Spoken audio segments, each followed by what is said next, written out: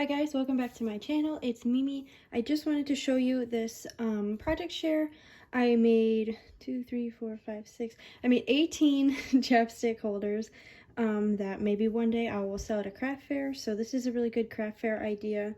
And it was really easy and simple to make. It's just made out of paper, and then I've got ribbon on the tops, and I'll just show you how you get the chapstick in there. So you can take any chapstick.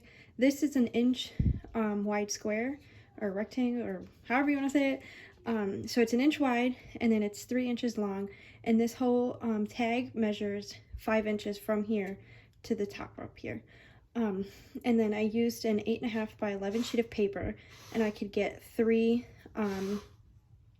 chapstick holders out of that. And I'll just show you really quick how to get the chapstick in there. And it just slides in just like that, and you can get it out just as easy. Well, maybe not just as easy, but you can get it out without removing the ribbon. And then you can just slide it back on into place. And it looks really cute, and it would be really great to add on top of a package or give it as a gift itself. Add a little bit of ribbon at the top maybe. I'm going to be leaving mine just like this because I think they look really cute, and they do look like a finished product just like this. I used this ribbon. I obviously haven't finished them all. I still have to get more, but I used 12 inches of ribbon on each chapstick holder.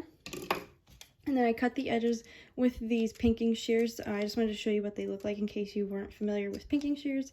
This is them. They just cut a zigzag edge so things don't fray. And then I used this scallop tag die set I got off AliExpress. I used the biggest one, and what I did was just sandwiched the edge of the dies, well, the edge of the cutting plates, right like this. You just put it like that, and it only cuts where the plates are.